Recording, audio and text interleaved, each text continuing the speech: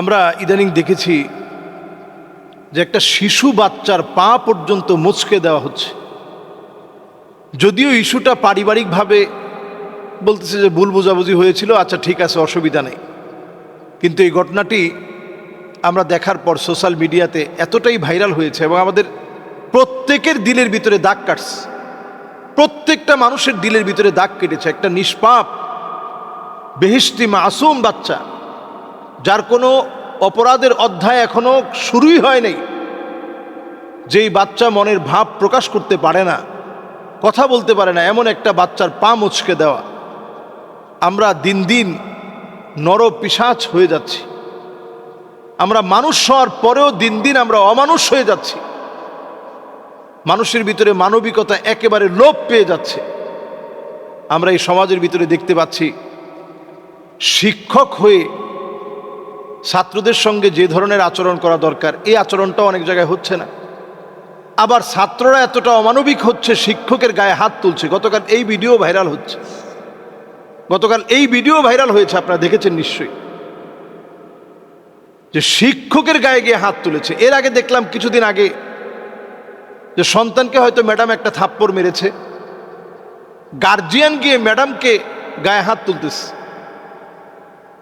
তো এই যে একটা অবস্থা আমাদের সমাজের, সামাজিক যে একটা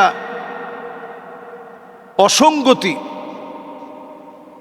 আমাদের কালচারাল যে একটা আগ্রাসন, কেমন যেন আমাদেরকে ধ্বংস করে ফেলছে, গ্রাস করে ফেলতেছে।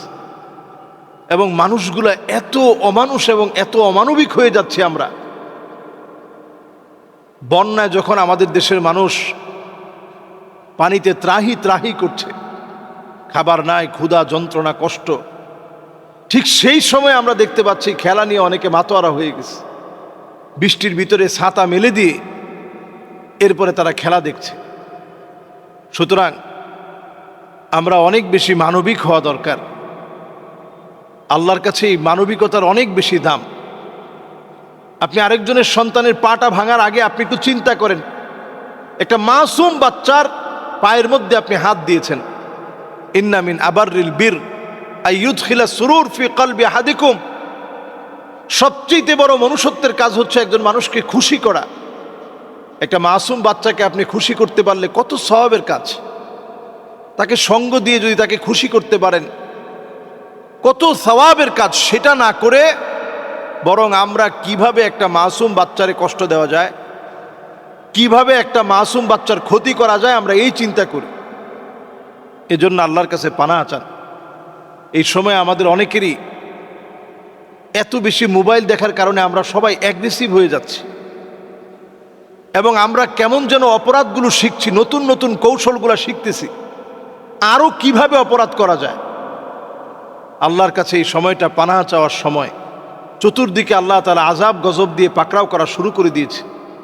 এই সময় আল্লাহর দিকে আসেন এবং যেই শিশুর সঙ্গে এমন অমানবিক আচরণ করা হয়েছে, আমরা তার পক্ষ হয়ে বলতে চাই, এ জাতীয় ঘটনা যেন আর না ঘটে।